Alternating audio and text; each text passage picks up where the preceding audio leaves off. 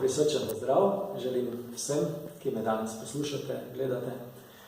Najprej bi želel povedati 3 najpomembnejše stvari, kar bi želel povedati o Bogu. To je prva, Bog je ljubezen, druga, Bog je ljubezen in tretja, Bog je ljubezen. Pred leti sem imel eno izkušnjo, ene lažne, zelo hude, krivične obtožbe, tudi obsodbe potem in posledično diskreditacije za več let. In bi želel reči svojo izkušnjo, vsaj nekoliko o tem. V tem času mi je ravno najbolj pomagala vera v Jezusa, osebna izkušnja prej, srečanje z živim Gospodom Jezusom, ki je stal, ki živi, ki nas ljubi, ki je vedno z nami, blizu nas. In v teh trenutkih, ki so bili dejansko eni najtežjih v mojem življenju, sploh v prvih tednih, ko sem se soočal z to obtožbo, mediji so govorili vse sorte o meni, blatili, ni bilo skoraj na medija v naši domovini, lepi državi Sloveniji, ki ne bi tega pisal, govoril povsem lažne stvari, v začetku za njih tudi nepreverjene. Tako.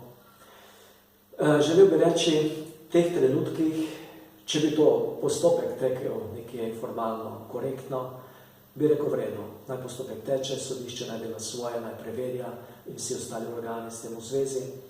In bi se takoj z veseljem podvrgel vsakemu takemu preverjanju ali raziskovanju. Žal je temu bilo daleč od tega, nekega korektnega postopka.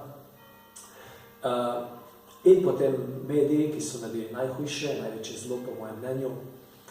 In ko te razpenjajo dejansko kot Jezusa na križ, na vse strani, je bilo dejansko najtežje. Zelo hudo v tistih prvih tednih. In se nekje doživel ravno Jezusa.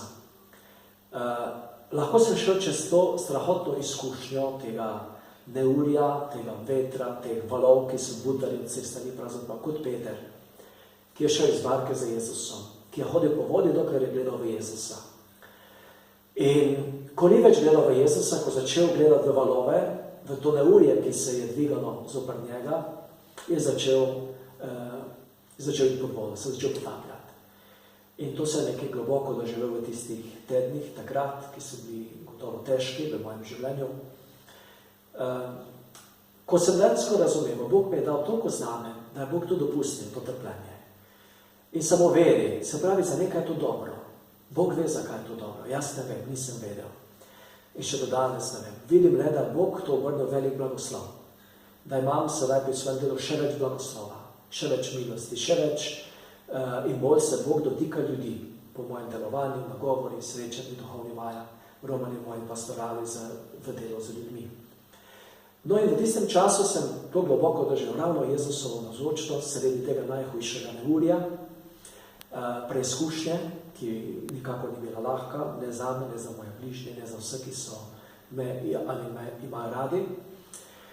In dokler sem gledal Jezusa v situaciji in Gospod je bil tam in je vedno blizu in z nami v situaciji, je šlo gladko, je šlo dobro. Ko sem začel gledati, kaj mi delajo, kaj se mi dogaja, zakaj se mi to dogaja, zakaj mi te krivice delajo, sem začel, kot da me začelo lomiti, me začelo vrteti in vleč not, potapljati. In rad bi rekel, torej gledati Jezusa v situaciji, on je vedno blizu, on je tu z nami. In na njega se lahko naslonimo, njega lahko prosimo za več moči, naj gre z nami skozi to preizkušnjo. Mu iskreno povemo, se mu zahvalimo, ga povabimo v to situacijo. In on bo šel z nami, tudi v najtežjih trenutkih. To je moje veselo sporočilo Jezusa, ki je stal, ki je živ, ki nas ljubi, ki je vedno blizu in je pripravljen iti z nami v vsakem trenutku, tudi skozi najtežje stvari.